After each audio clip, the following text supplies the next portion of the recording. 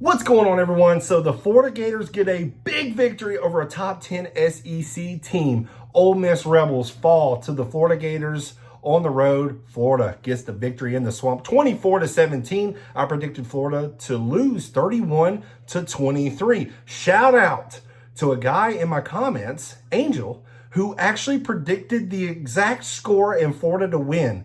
That was incredible. He posted that on my prediction video yesterday. So he called his shot and he was dead on.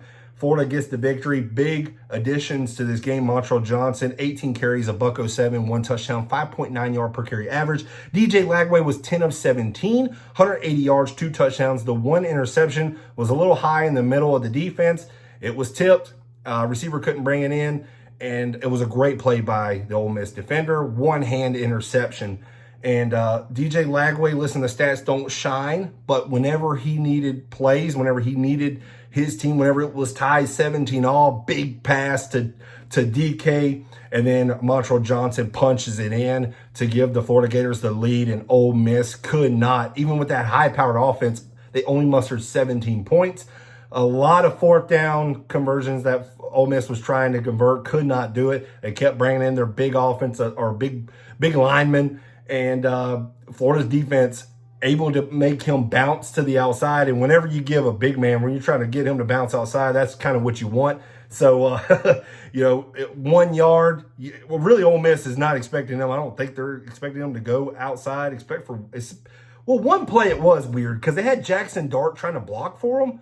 I'm not sure what Ole Miss was actually really doing, but Florida Gators, even though Ole Miss was making mistakes, Florida Gators capitalized. So Jackson Dart was 24 of 41, 2 touchdowns, 2 interceptions, both to Bryce Thornton, who made great plays. He was hurt earlier in the game, came down, made 2 interceptions late in the game. What a comeback for him after taking a hard hit and coming back and contributing in a big way for the Florida Gator defense. But Jackson Dart just down the stretch.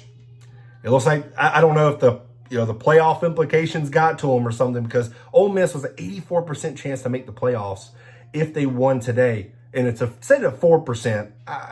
Even with the loss, I don't think they're actually. I think they're out 8-3. You have 3 losses, you're not making the playoffs, in my opinion.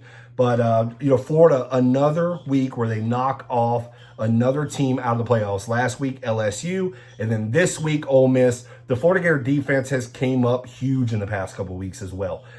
With the sacks, 7 or 8 sacks against LSU, 4 sacks today. The Florida Gator defense, man, they just, in the second half, I don't know what it is, they bring it on a little stronger, especially that defensive front. Caleb Banks, a guy who is getting in the backfield again this week. Second week in a row against a good offensive line. Ole Miss is a good offensive line. They're a good offense. And the Florida Gator defensive secondary was actually, there was a couple of coverage sacks. So you got to give credit to the Florida Gator defense secondary as well. So, and remember, Florida Gator defense is kind of ridiculed with injuries right now. So, you got some backups in playing big-time minutes and playing big in the past couple of weeks. So, a huge victory for Florida. And I know, listen, I'm going to try to contain my excitement a little bit because I have been fooled by the Florida Gators before, but I am happy they win. I know a lot of people give me crap about, hey, be more positive. Listen, it's a great victory for Florida.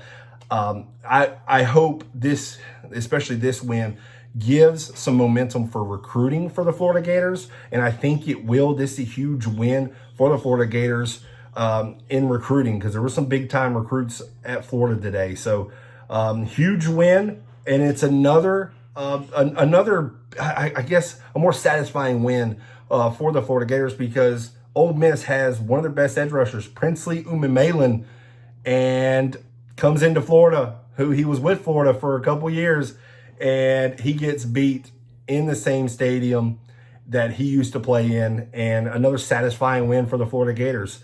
And Florida moves to 6-5 on the year, 4-4 in conference. Listen, it looked like a bleak year. They were 2-4 just last week in conference, and the Florida Gators get 2 big wins. This is huge for the future. And, you still got Lagway, man. He's going to get better. You see the arm talent. You see how he has progressed over this season. whenever he was pushed into the starting role when Graham Mertz went down, DJ Lagway has proven that he can be a dang good quarterback, not just in the SEC, in college football. And I think he's going to showcase it even more next year. And I think some wide receivers you're going to start seeing are going to want to play for DJ Lagway because of what he brings to the table. And you know, I'm excited for next year. I'm gonna contain it a little bit, you know, but you know, Florida with a huge victory.